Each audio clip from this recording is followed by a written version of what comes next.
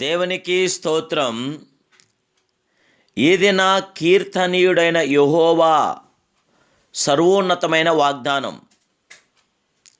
కీర్తనీయుడైన యెహోవాకు నేను మొరపెట్టితిని, నా శత్రువుల చేతిలో నుండి ఆయన నన్ను రక్షించెను. 2 సమూయేలు 22:4.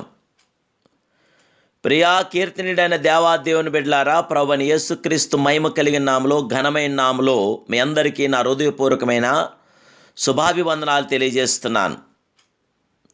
మన దేవుడైన యేసుక్రీస్తు ప్రభువారు శత్రువుల చేతుల నుండి మనల్ని రక్షించగల సమర్థుడు, సత్తా కలిగిన దేవుడు. కనుక మన జీవితంలో మన దేవుని యొక్క అద్భుతమైన మాట ద్వారా మనం బలపరచబడగలుగుతున్నాం. మనం ఎప్పుడైనాను ప్రభు వైపు చూసి మొరపెట్టవచ్చును. ఏ సమయమందునైనను ఆయన కృపాసనము సమీపించవచ్చును. ఆ దేవాదేవుని యొక్క బంగారు ముఖమును మనము చూడవచ్చును. ఎందుకనగా మనం ఆరాధిస్తున్న దేవుడు కునుకడు, నిద్రపోడు. నా ప్రభు నన్ను వీక్షించును అనున్నది దావీదు యొక్క సాక్ష్యంగా నుండెను. ఆయన అనేక సార్లు కీర్తనయందు ఈ సంగతులు తెలియజేస్తున్నాడు. నా శ్రమలో నేను యెహోవాకు మొరపెట్టితిని, నా దేవదేవునికి ప్రార్థన చేసితిని. ఆయన తన ఆలయంలో ఆలకించి నా ప్రార్థన అంగీకరించిన మహిమాస్వరూపుడు. నా మొర ఆయన సన్నిధికి చేరి ఆ దేవాదేవుని యొక్క చెవులు జొచ్చినట్టు కీర్తన 18:6. ప్రియ దేవాదేవుని బిడ్డలారా, మన ప్రార్థన ఆలకించే గొప్ప దేవుడు, మన మొరను అంగీకరించే మహిమాస్వరూపుడు, మన కన్నీటి బాష్పబిందులు తుడిచే అద్వితీయ దేవుడు మన యేసునాథుడు. దేవుని బిడ్డలారా, మీరు మీ సమస్య చిన్నదైనను పెద్దదైనను ప్రభువైపు తేరి చూసి ఆయనతో చూసి మొరపెట్టండి. మీకు గొప్ప విడుదల కలుగుతుంది. ఆపత్కాలంలో నీవు నన్ను గూర్చి మొరపెట్టుము, నేను నిన్ను విడిపించదని మహిమాస్వరూపుడు తెలియజేశాడు. నీవు నన్ను మహింపరచదంటున్నాడు ఆయన.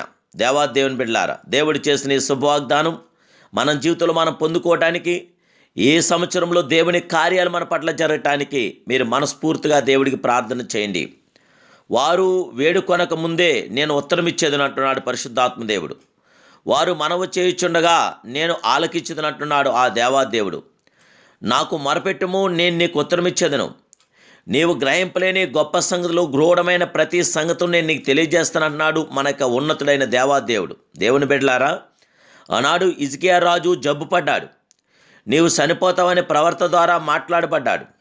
అతడు తక్షణం ముఖము గోడవైపు తిప్పుకొని కన్నీటితో దేవాదేవుడికి ప్రార్థన చేశాడు.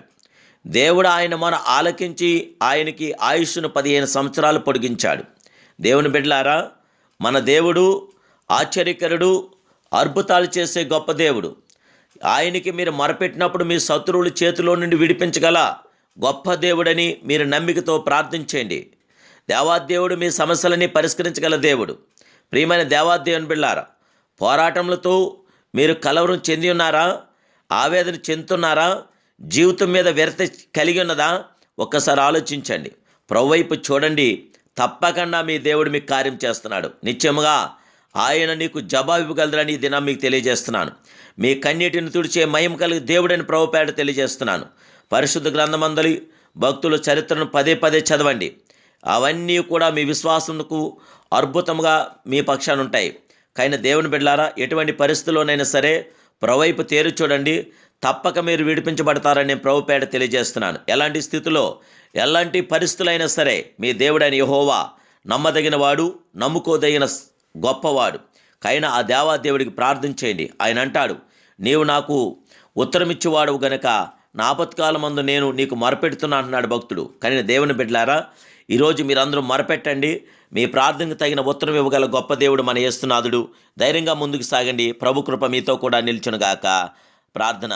మహాపరిశుద్ధుడును మహోన్నతుడైన మా ప్రియ కన్న తండ్రి, ఇదిగో నీ బిడ్డలైన మమ్మల్ని అందరినీ జ్ఞాపం చేసుకొని కీర్తనీయుడా, దేవా మా శత్రువు చేతిలోని మమ్మల్ని విడిపించండి, మమ్మల్ని రక్షించండి.